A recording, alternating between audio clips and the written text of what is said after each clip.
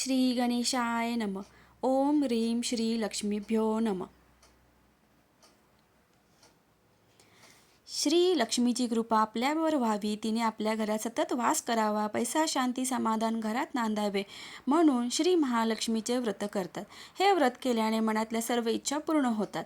श्री महालक्ष्मीची अनेक नावे अनेक रूपे आहेत.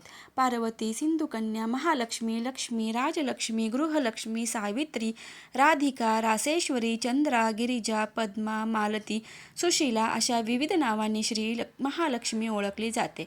अशा या सर्वांभूती असलेल्या श्री महालक्ष्मीची ध्यानी घ्यावी अशी ही कहाणी आहे. द्वापार युगातली, आपल्या भारतातील सौराष्ट्र देशात घडलेली. तेथे एक राजा राज्य करीत होता. त्याचे नाव भद्रश्रवा. तो शूर होता, दयाळू होता, प्रजादक्ष होता. 4 वेद, 6 शास्त्रे, 18 पुराणे याचे ज्ञान त्याला होते. अशा त्या राजाच्या राणीचे नाव होते सूरजचंद्रिका. राणी सुंदर होती, सुलक्षणी होती आणि पतिनिष्ठ होती.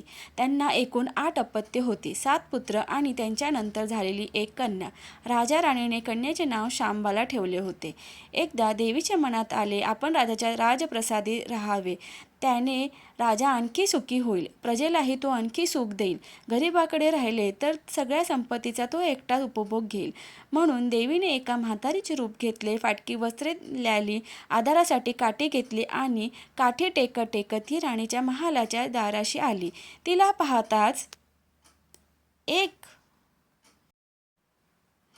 पाहताच एक दासी पुढे आली. तिने म्हातारीला विचारले, कोण ग बाई तू? कुठून आलीस? काय काम काढलंस? तुझं नाव काय? गाव काय? काय हवंय तुला? म्हातारीचे रूप घेतलेली श्री महालक्ष्मी म्हणाली, माझं नाव कमलाबाई, द्वारकेला राहते मी. तुझ्या राणीला भेटाय आली. कुठे आहे ती? दासी म्हणाली, राणीसाहेब महालात आहेत. त्यांना सांगायला गेले तर त्या माझ्यावरच रागावतील. तुला त्या कशा भेटतील? तुझा अवतार पाहून तुला त्या हाकलूनच देतील. तू इथेच थोडा वेळ आडोशाला थांब. म्हातारीला राग आला. ती संतापून म्हणाली, तुझी राणी गेल्या जन्मी एका वैश्याची पत्नी होती. तो वैश्य फार गरीब होता. त्यावरून त्या दोघांची नेहमी भांडणे होत. नवरा तिला मारहाण करी. ह्या त्रासाला कंटाळून एक दिवस ती घर सोडून गेली आणि जंगलात उपाशी तापाशी भटकू लागली. तिची ती अवस्था पाहून मला तिची दया आली. मी तिला ऐश्वर्य, सुख आणि संपत्ती देणाऱ्या श्री महालक्ष्मी व्रताची माहिती सांगितली. त्याप्रमाणे तिने ते व्रत केले. तिच्या व्रताने महालक्ष्मी प्रसन्न झाली. तिचे दारिद्र्य संपले. तिचे घर संपत्ती समृद्धीने भरले. तिच्या जीवनात आनंद भरला. मृत्यूनंतर लक्ष्मी व्रत केल्यामुळे ती दोघे पती पत्नी लक्ष्मी लोकात वैभवात राहिली.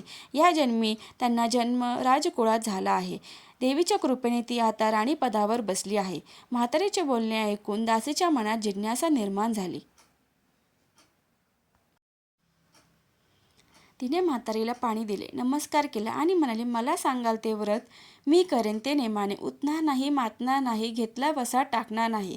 म्हातारीनं दासीला लक्ष्मी व्रताची माहिती सांगितली. मग ती उठली व काठी टेकीत निघणार तेवढ्यात राणी तरातरा महालातून बाहेर आली. फाटक्या वस्त्रातील म्हातारीला पाहता ती संतापली आणि उर्मटपणे म्हणाले, कोण ग तू थेरडे? इथे कशाला आलीस? जा इथून. तिने पुढे होऊन म्हातारीला घालवून दिले. ती म्हातारी म्हणजे प्रत्यक्ष महालक्ष्मीच होती हे राणीला कळले नाही. राणीचा तो उर्मटपणा पाहून महालक्ष्मीने तिथे न थांबता स्वस्थानी जाण्याचे ठरवले. राणीचा महाल सोडून म्हातारी निघणार तोच एक मुलगी लगबगीने बाहेर आली. ती मुलगी होती राजकन्या शांबाला. तिने येऊन म्हातारीला नमस्कार केला. ती कळवळून म्हणाले, आजी रागावू नका. माझी आई चुकली. तिच्यासाठी मला क्षमा करा. मी तुमच्या पाया पडते. राजकन्याचे ते बोलणे ऐकून श्री महालक्ष्मीला तिची दया आली. तिने शांबालेला लक्ष्मी व्रताची माहिती सांगितली. तो दिवस मार्गशीर्ष महिन्यातला पहिला गुरुवार होता. पुढे त्या दासीने लक्ष्मी व्रत केले. तिची स्थिती सुधारली. दासीपण सोडून ती संसार सुखाने करू लागली. राजकन्या शांबालेनेही भक्तिभावाने सांगितल्याप्रमाणे महालक्ष्मी व्रत केले. सगळे नेमधर्म पाळून दर गुरुवारी तिने ते व्रत केले. शेवटच्या गुरुवारी उद्यापन केले. लवकरच शांबालेचा विवाह सिद्धेश्वर नावाच्या राजाच्या मालाधार नावाच्या राजपुत्राशी झाला. तिला राजवैभव मिळाले. लक्ष्मी व्रताच्या प्रभावाने तिचा संसार सुखासमाधानाचा चालू लागला. पण इकडे भद्रश्रवा राणी चंद्रिका त्यांना हळूहळू वाईट दिवस दिसायला लागले. त्यांचे राज्य गेले, त्यांचे वैभव गेले, ऐश्वर्य लयाला गेले. चंद्रिका राणी होती ती स्थिती आता बदलली. अन्न पाण्यालाही ती महाग झाली. भद्रशवाला फार वाईट वाटे, पण तो तरी काय करणार. एक एक दिवस चिंतेचा उगवत होता, तसाच मावळत होता. एक दिवस भद्रशवाला वाटले मुलीकडे जावे, तिला पाहावे आणि 4-8 दिवस तिच्याकडे राहावे. त्याप्रमाणे तो जावयाच्या राज्यात आला. चालून चालून तो खूप दमला होता, म्हणून थोडा वेळ विश्रांती घेण्यासाठी तो एका नदीच्या काठी बसला. राणीची दासी नदीवर येत होती. तिने भद्रशवाला ओळखले. दासी धावत महालात गेली. राजाला बातमी सांगितली. श्यामबाईलाही ते समजले. मालाधाराने रथ पाठवून भद्रशवाला मोठ्या मान सन्मानाने राजवाड्यात आणले आणि त्याचा आदर सत्कार केला. काही दिवस जावयाचा आणि मुलीचा पाहुणचार घेत भद्रशवाला राज्यात राहिला. आता परत जायचे विचार त्याच्या मनात घोळू लागले. जावयाला त्याने तसे सांगितले. जावयाने संमती दिली. भद्रशवाला परत जायला निघाला तेव्हा श्यामलीने एक हंडा भरून धन पित्याला दिले. तो हंडा घेऊन भद्रशवाला घरी आला. मुलीने धनाने भरलेला हंडा दिला आहे हे ऐकून सूरचंद्रिकेचा आनंद गगनात मावेना. घाईघाईने तिने हंड्यावरचे झाकण काढले. आता पाहते तर काय, हंड्यात धन नव्हतेच, होते फक्त कोळसे. महालक्ष्मीच्या अवकृपेने हंड्यातल्या धनाचे कोळसे झाले होते. चंद्रिकेने कपाळावर हात मारून घेतला. भद्रशवाला हा चमत्कार पाहून चकित झाला. दुःखाचे दिवस संपत नव्हते, दारिद्र्याचे भोग सुटत नव्हते.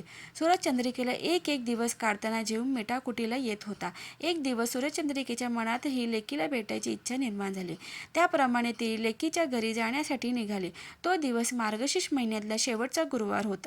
सूरचंद्रिका लेकीच्या घरी पोचली तेव्हा श्यामबाला व्रताचे उद्यापन आईकडून ही लक्ष्मीबालाने करून घेतले. 4 दिवस मुलीकडे राहून सूरचंद्रिका परत आपल्या गावात आली.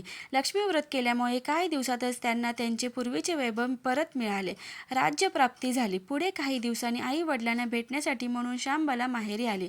पण बाप भेटायला गेला असताना त्याला श्यामबाईने कोळसा भरलेला हंडा तरी दिला होता, पण आपल्याला मात्र काहीच दिले नाही.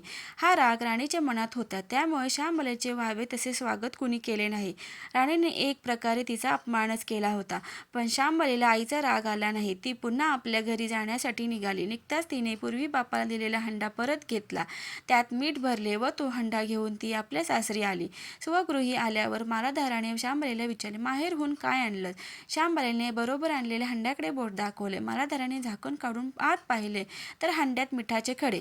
मालाधाराने चकित होत पत्नीला विचारले, हे काय? या मिठाचा काय उपयोग? श्यामबाला म्हणाली, थोडं थांबा म्हणजे कळेलच. त्या दिवशी श्यामबाईने कुठल्याच पदार्थात मीठ घातले नाही. सगळेच पदार्थ अळणी. मालाधार जेवायला बसल्यावर तिने त्याला सगळे पदार्थ वाढले. सगळे जेवण त्याला अळणी लागले. मग श्यामबाईने पाण्यात थोडे मीठ वाढले. अन्न पदार्थात ते मिसळतात. बेचव अन्नाला चव आली. हा मिठाचा उपयोग. श्यामबाला पतीला म्हणाली. थोडक्यात, जे कोणी महालक्ष्मी व्रत श्रद्धेने आणि मनोभावे करतील त्यांना श्री महालक्ष्मी प्रसन्न होऊन त्यांच्यावर तिची कृपा होईल. पण श्रीमंती आल्यावर सुद्धा माणसाने उतू नये. नित्यनेमाने श्री महालक्ष्मी व्रत करावे. देवीचे मनन चिंतन करावे. म्हणजेच देवी सदैव तुमच्या पाठीशी उभे राहील, तुमची कामना पूर्ण करील. महालक्ष्मीची ही कथा कहाणी गुरुवारची सुफळ संपूर्ण. ओम महालक्ष्मी नमः. ओम शांती शांती शांती शांती.